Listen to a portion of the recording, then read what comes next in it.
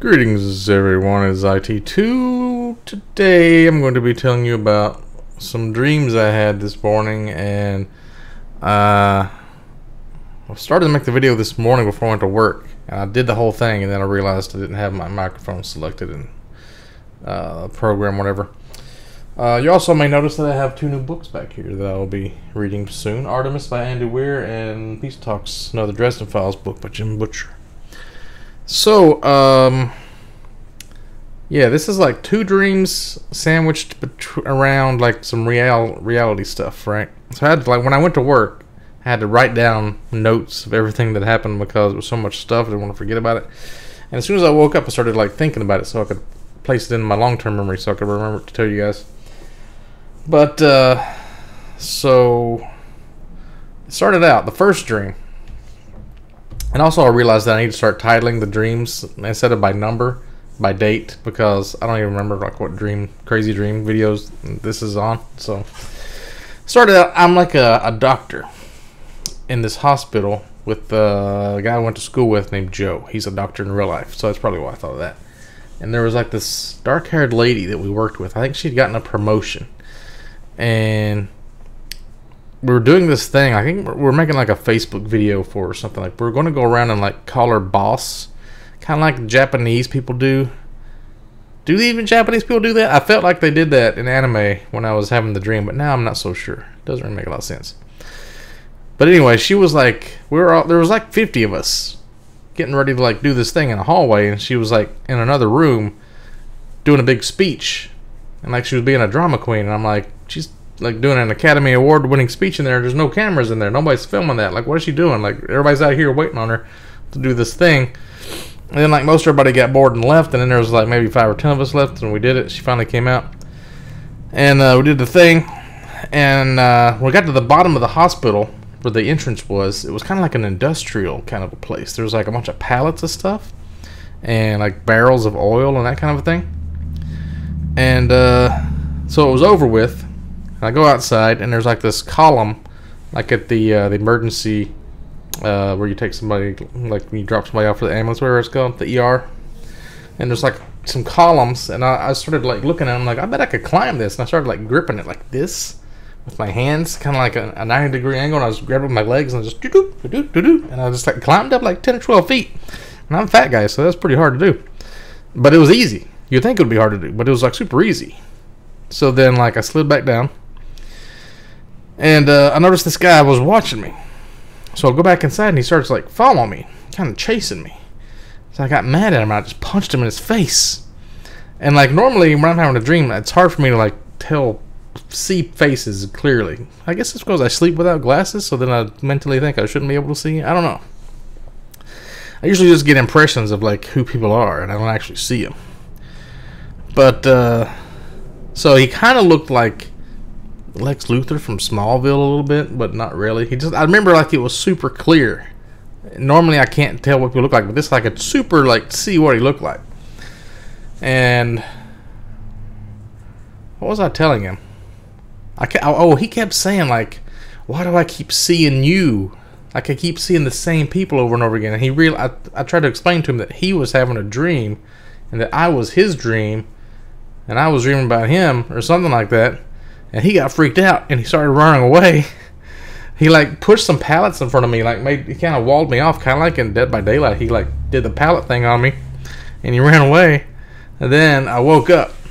So when I woke up, my dog was sniffing at my door, because a while back, last week, I killed those squirrels. I went squirrel hunting. I had like the squirrel tails and the heads and stuff. I just kind of threw them in my yard. And it's been raining a lot, so I don't know if they were even still out there, but I think like a coyote had been up near my car where I park in front of my house. My dog was smelling it.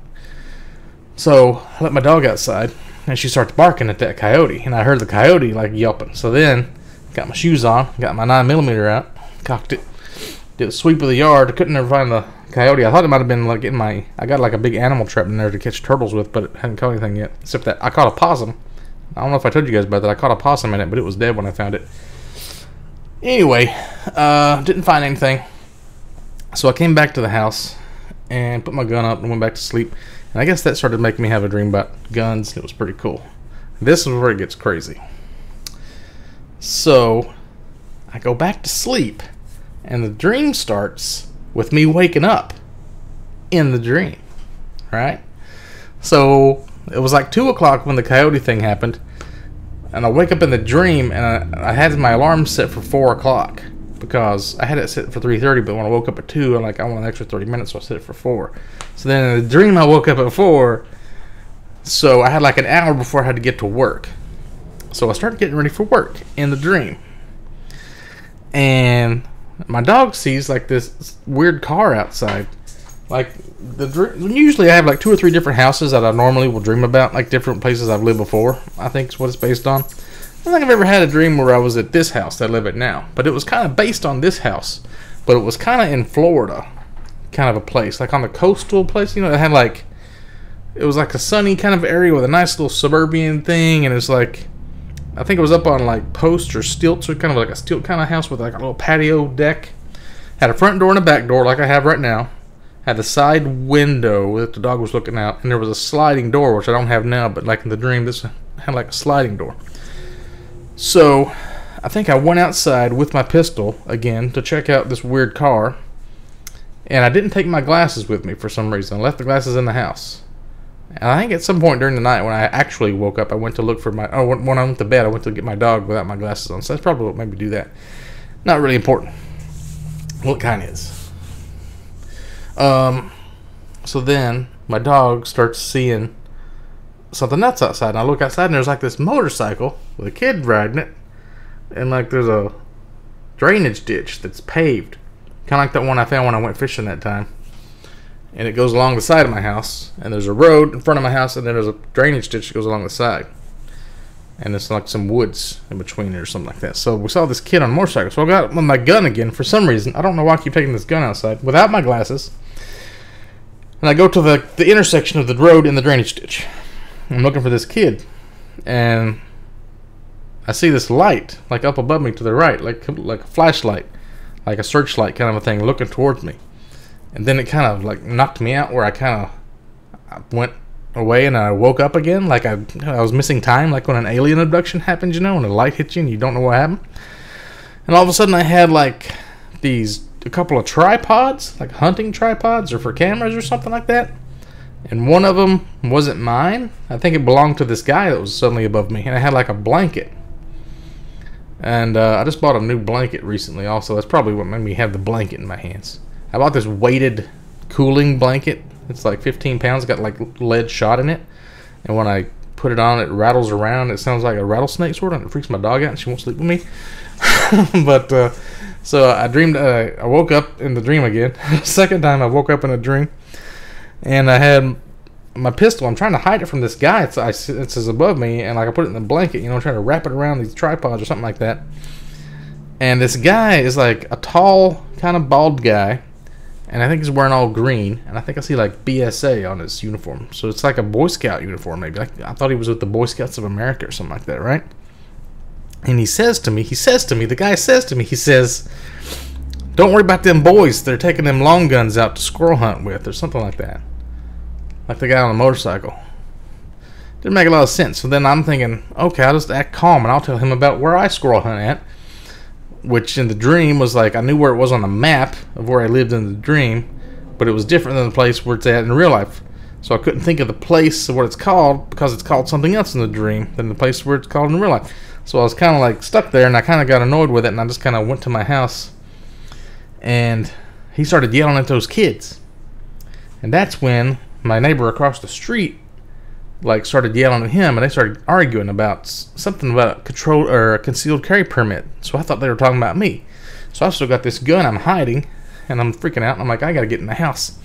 So I go in the house, I set the gun on the table, and all of a sudden these two people come to my sliding door, and they just kind of barge into my house. Like, I didn't invite them in or nothing, but they started coming on in. It was like a skinny woman and a man that kind of looked like a walrus a little bit, I think. So they start apologizing for the kid. The kid's like with them too. He's like outside still, looking at me through like a glass door or something like that. So they're telling me like sorry about the kid and all this stuff, and they start telling me like how they're poor, and they said something like, you know, we only own this apartment and the one over on Sonora. So yeah, the one over on Sonora. I think is what they said. So I thought they meant like a street, like across town. There's another house. They own like 2 houses. Like, we all have more money than I do. They live in Sonora, and then they start saying something about, yeah, we travel all over the country in a van or something like that. And I'm like, oh, so you mean Sonora, like Arizona? And they said, yeah, something like that. It's kind of weird. Oh, and the kid came back in.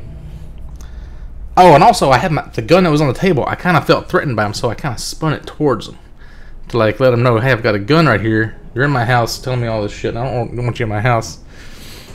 So this is why I take notes. So then the kid comes in. He starts speaking like this weird language. I thought it was Spanish at first because they're talking about Sonora, New Mexico. And then I start thinking, this kind of sounds like an alien language, right? So then I'm kind of getting freaked out. Plus, wait, what did I say? Put on asses. Couple barges in. Oh, I think I made a typo there. So I realize it's time for me to start getting ready for work because this is taking kind of a long time. And I start to go into my bedroom. I was like, hey, I got to get ready for work. And I expect them to leave, but they don't leave. They start following me. Now this is where it gets good, guys. I know it's starting to drag off a little bit, but this is where it gets good. I start going to my bedroom, and they keep following me. Them and the kid, I think. So then I'm like, hey, I'm going to get dressed now, so you guys probably need to leave. And then that guy with the Boy Scout uniform, he suddenly appears. He's there. And he says, I'll lay your clothes out for you to get dressed. And I'm like, what the fuck? Like, I'm a grown-ass man. I don't need you to lay my clothes out for me. And again, he says, I'll lay your clothes out for you. I'm like really pissed off now. So I pull out my gun. I blast him. But he's like he starts moving around like the Matrix. He's like an alien. He starts moving real fast. Like I can't shoot him. So he like disappears and vanishes at super speed. So I start shooting the man and the woman. And maybe the kid too, I don't remember. So I start shooting everybody with the gun. And nothing's happening. They're all like aliens. They start moving around really fast, you know, right? So then I look down. Oh, the guy. Also, let me show you this. The guy with the Boy Scout uniform, I think he looked like this guy who I was looking at earlier because he's like, his name is Sam Catron. He was like the sheriff in Somerset, Kentucky. I was listening to one of those podcasts with Nathan Isaacs. He was talking about, he used to like ride around in helicopters looking for marijuana plants. And he was kind of like the king of this little county and stuff, right? So I think that's how he got into the dream. But after that, I shot everybody. I was missing everybody because they're moving around like aliens. I look down and I see this like 2-foot tall grandma that was with him. I didn't even know she was there. And she reminded me of the one from Paranoia Agent Anime, this woman. So like she's there. And she's like smiling. And then her head starts going like go back and forth really fast. So then I'm like, oh, this is a dream. And I start like becoming lucid. And I start like having control. So I'm like, I'm going to blow the fuck out of this woman. So I manifest a second pistol in my hand. So now I've got 2, and I'm akimbo dual wielding 9 mils. I start going bam, bam, bam, bam, bam, bam, bam. I start blasting this old lady. But she starts like doing her like crazy Matrix shit, and she like zips off. So then I'm like having fun with it. I'm like, I'm laughing. And I realize like this is scary as fuck. These weird aliens that kind of want to be human, but they can't. And it's like you can't shoot them because they're super fast, like vampires or whatever. And I start going through my house just like gun kataing, shooting up all my walls and windows and everything because I don't give a fuck anymore. I know it's a dream and I'm just having fun with it. I'm not even seeing any aliens anymore. I'm just like blasting shit. I'm like, oh, no, I can't wait to like wake up and tell everybody about this because it's going to be a new type of horror movies. Like, well, it's just like, it's not really alien horror. I don't even know what you would call it. It's just kind of a weird psychological kind of a thing. But I thought it was pretty cool. You ever have a good gunfight? You go to work in real life after having an awesome gunfight. It's pretty cool. So that was the dreams. I